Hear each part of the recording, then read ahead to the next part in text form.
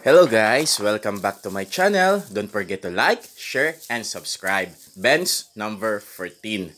At guys, dahil mainit po ang panahon, nandito po muna tayo sa river.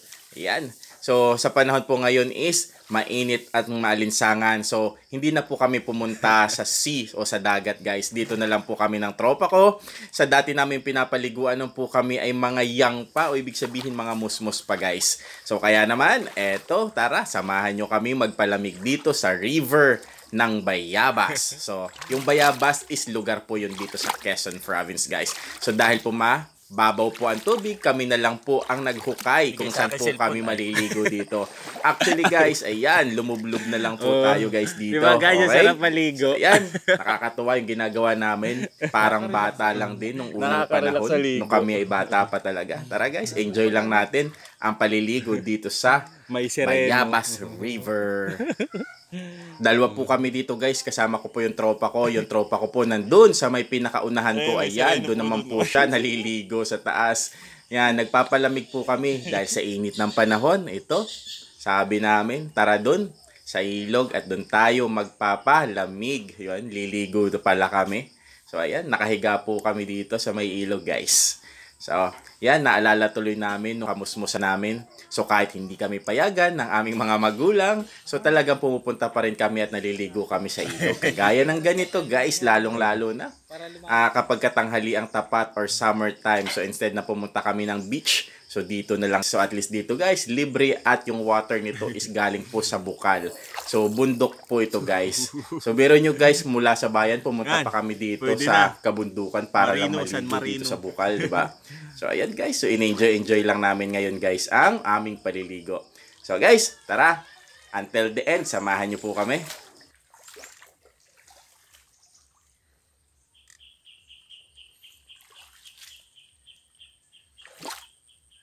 Ang isa lang maganda at nakakatuwa guys, sobrang tahimik po nitong lugar na to.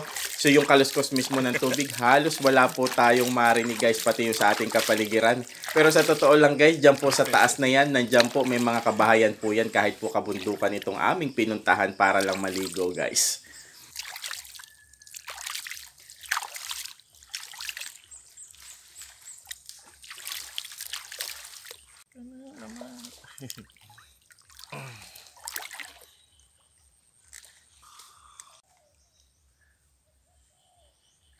Kung nakikita nyo lang guys, ang lamig at napakasarap sa katawan ng dampi po ng tubig na to.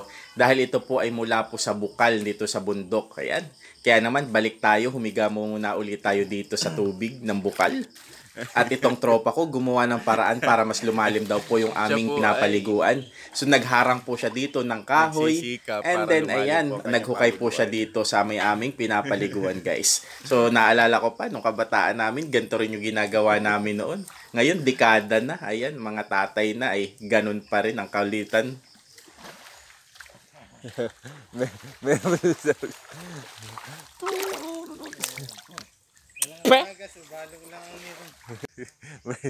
Mayroon po nagsasariling sikap. Eto guys, tingnan nyo naman. So talagang hinuhukay nitong aking tropa yung aming papaliguan. Ayan, dyan po sa area na yan. Dyan po siya maliligo mamaya pag medyo malalim na po ang tubig.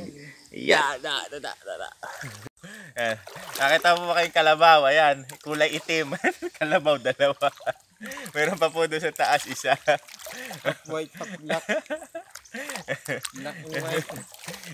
Mamaya kukuna ko yung kalabaw doon.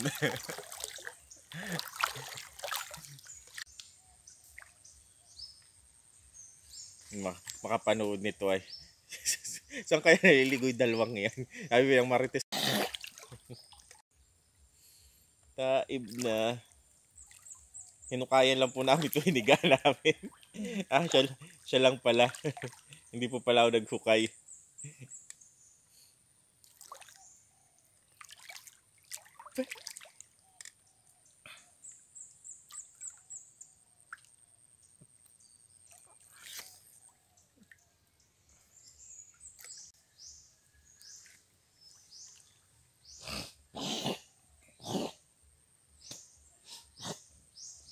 Ay, DC cutting. Sakto lang.